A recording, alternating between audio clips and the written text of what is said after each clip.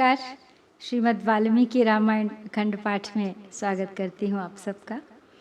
आज हम पढ़ेंगे 1विंशत्यधिकशततमः सर्ग अर्थात 121वां सर्ग युद्धकांड से। आज के सर्ग में श्री राम उद्यत हैं अयोध्या जाने के लिए। विभीषण ने मंगा लिया है उनके लिए पुष्पक विमान। तो चलिए प्रारंभ करते हैं आज का पाठ। ताम रात्रिमुषितं रामं सुखोदितमरिन्दमम् अब्रवीत् प्राञ्जलिर्वाक्यं जयं पृष्ट्वा विभीषणः।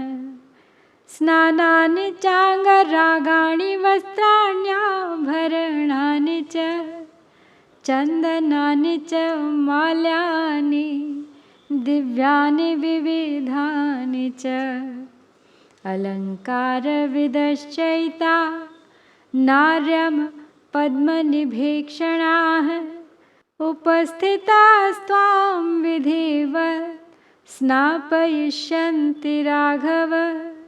एवमुक्तस्तु काकुत्स्थः प्रत्युवाच विभीषणं हरीन् सुग्रीवमुख्यान्स्त्वं स्नानेनोपनिमन्त्रय।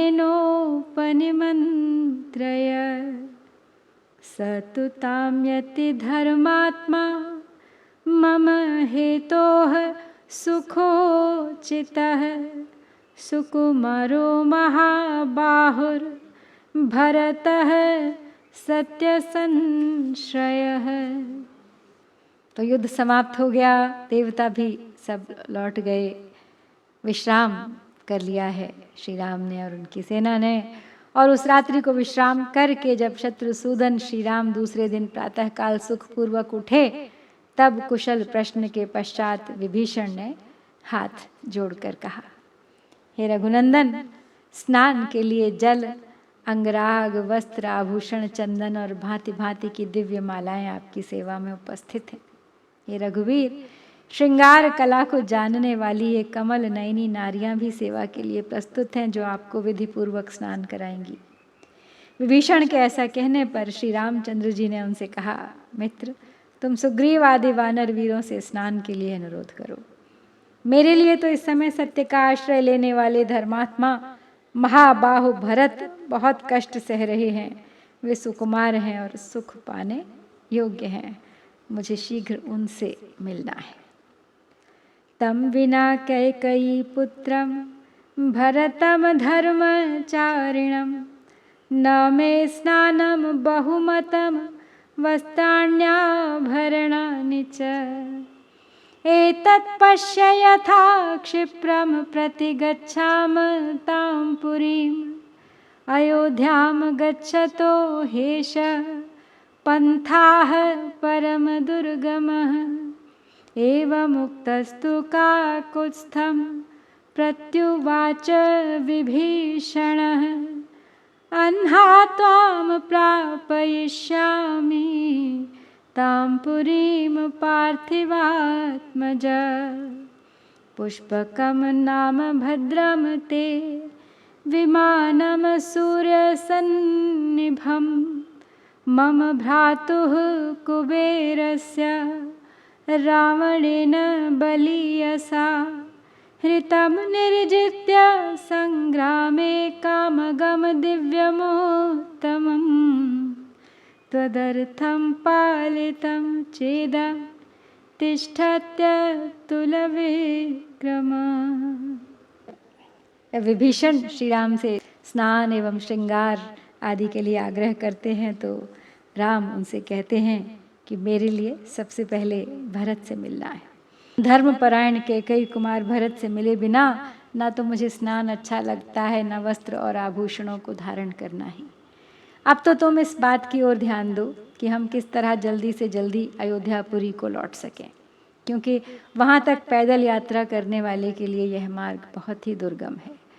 उनके ऐसा कहने पर विभीषण ने श्री रामचंद्र जी को इस प्रकार उत्तर दिया, हे राजकुमार, आप इसके लिए चिंतित न हो। मैं एक ही दिन में आपको उस पुरी में पहुँचा दूंगा। आपका कल्याण हो।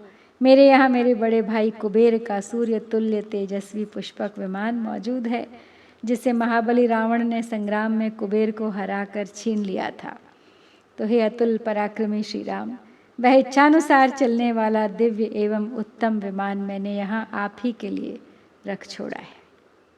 तदिदम मेघ संकाशम विमानमिह तिष्ठति, येन यास्यसि यानेन त्वम् अयोध्यां गतज्वरः। अहं ते यद्यनुग्राह्यो यदि स्मरसि मे गुणान्, वसतावदिह प्राज्ञ यद्यस्ति मयि सौहृदं।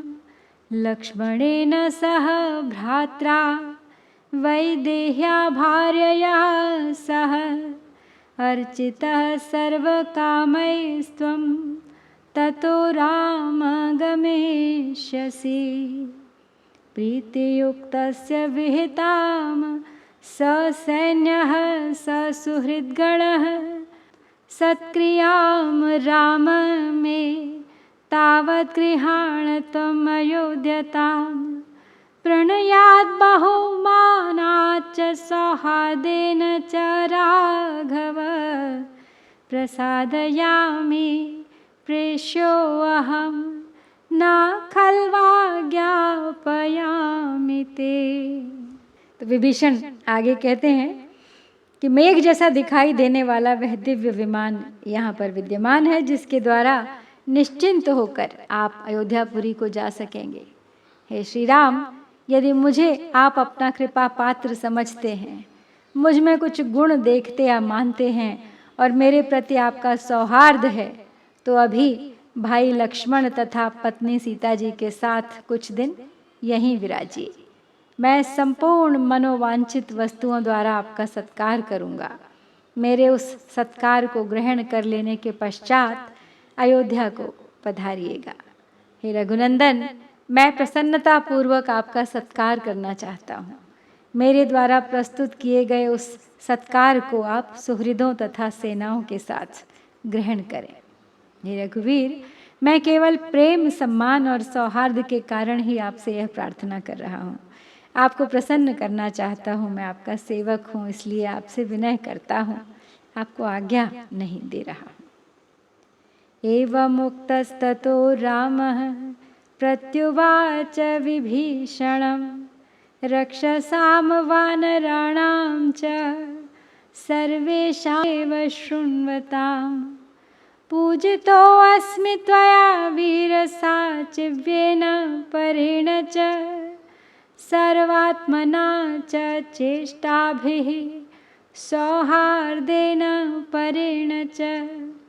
न खल्वेतन्न कुर्यां ते वचनं राक्षसेश्वर, तं तु मे भ्रातरं द्रष्टुं भरतं त्वरते मनः। मां निवर्तयितुं योऽसौ चित्रकूटम् उपागतः, शिरसा याचतो यस्य वचनं न कृतं मया। कौसल्यां च सुमित्रां च कैकेयीं च यशस्विनीं, गुहं च सुहृदश्चैव पौराञ्जनपदैः सह।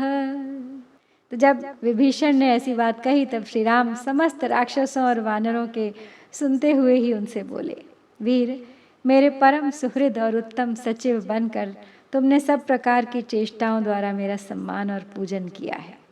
तो हे राक्षसेश्वर, तुम्हारी इस बात को मैं निश्चय ही अस्वीकार नहीं कर सकता हूँ, परंतु इस समय मेरा मन अपने उस भाई भरत को देखने के लिए उतावला हो उठा है, जो मुझे लौटा ले जाने के लिए चित्रकूट तक आए थे और मेरे चरणों में सिर झुकाकर याचना करने पर भी जिनकी बात मैंने नहीं मानी थी। उनके सिवा माता कौशल्या, सुमित्रा, यशस्विनी, कैकेयी, मित्रवर गुह और नगर एवं जनपद के लोगों को देखने के लिए भी मुझे बड़ी उत्कंठा हो रही है। अनुजानीहि मां सौम्य पूजितो अस्मि विभीषण, मन्युर्न खलु कर्तव्यः सखे त्वां चानुमानये। उपस्थापय शीघ्रं विमानं राक्षसेश्वर कृतकार्यस्य मे वासः कथं स्यादिह सम्मतः। एवमुक्तस्तु रामेण राक्षसेन्द्रो विभीषणः विमानं सूर्यसङ्काशमाजुहाव त्वरान्वितः। ततः काञ्चन चित्राङ्गं वैदूर्यमणिवेदिकं कूटागारैः परिक्षिप्तं सर्वतो रजतप्रभं पाण्डुराभिः पताकाभिर्ध्वजैश्च समलङ्कृतं शोभितं काञ्चनैर्हर्म्यैर्हेमपद्मविभूषितैः। तो श्री राम आगे कह रहे हैं कि हे सौम्य विभीषण, अब तो तुम मुझे जाने की ही अनुमति दो। मैं तुम्हारे द्वारा बहुत सम्मानित हो चुका हूँ। सखे, मेरे इस हठ के कारण मुझ पर क्रोध न करना, इसके लिए मैं तुमसे बार बार प्रार्थना करता हूँ। हे राक्षस राज, अब शीघ्र मेरे लिए पुष्पक विमान को यहाँ मंगाओ। जब मेरा यहाँ कार्य समाप्त हो गया तब यहाँ ठहरना मेरे लिए कैसे ठीक हो सकता है। तो श्री रामचंद्र जी के ऐसा कहने पर राक्षस राज विभीषण ने बड़ी उतावली के साथ उस सूर्य तुल्य तेजस्वी विमान का आह्वान किया। उस विमान का एक एक अंग सोने से जड़ा हुआ था, जिससे उसकी विचित्र शोभा होती थी। उसके भीतर वैदूर्य मणि नीलम की वेदियां थीं, जहाँ तहाँ गुप्त ग्रह बने हुए थे, और वह सब और चांदी के समान चमकीला था। वह श्वेत पीत वर्ण वाली पताकाओं तथा ध्वजों से अलंकृत था। उसमें सोने के कमलों से सुसज्जित स्वर्णमयी अट्टालिकाएं थीं, जो उस विमान की शोभा बढ़ाती थी। प्रकीर्णम किंकिणी जालैर्मुक्ता मणिगवाक्षकं घंटाजालैः परिक्षिप्तं सर्वतो मधुरस्वनं तं मेरुशिखराकारं निर्मितं विश्वकर्मणा बृहद्भिर्भूषितं हर्म्यैर्मुक्ता रजतशोभितैः तलैः स्फटिकचित्राङ्गैर्वैदूर्यैश्च वरासनैः महार्हास्तरणो पेतैरुपपन्नं महाधनैः उपस्थितमनादृश्यं तद्विमानं मनोजवं निवेदयित्वा रामाय तस्थौ तत्र विभीषणः तत्पुष्पकं कामगमं विमानम् उपस्थितं भूधरसन्निकाशं दृष्ट्वा तदा विस्मयमाजगाम रामः स सौमित्रिरुदारसत्त्वः। वो पुष्पक विमान बहुत ही सुंदर था। सारा विमान छोटी छोटी घंटियों से युक्त झालरों से व्याप्त था। उसमें मोती और मणियों की खिड़कियां लगी थीं। सब ओर घंटे बंधे थे, जिससे मधुर ध्वनि होती रहती थी। वह विश्वकर्मा का बनाया हुआ विमान सुमेरु शिखर के समान ऊंचा तथा मोती और चांदी से सुसज्जित बड़े बड़े कमरों से विभूषित था। उसकी फर्श विचित्र स्फटिक मणि से जड़ी हुई थी। उसमें नीलम के बहुमूल्य सिंहासन थे, जिन पर महामूल्यवान बिस्तर बिछे हुए थे। उसका मन के समान वेग था और उसकी गति कहीं रुकती नहीं थी। वह विमान सेवा में उपस्थित हो गया श्री राम की।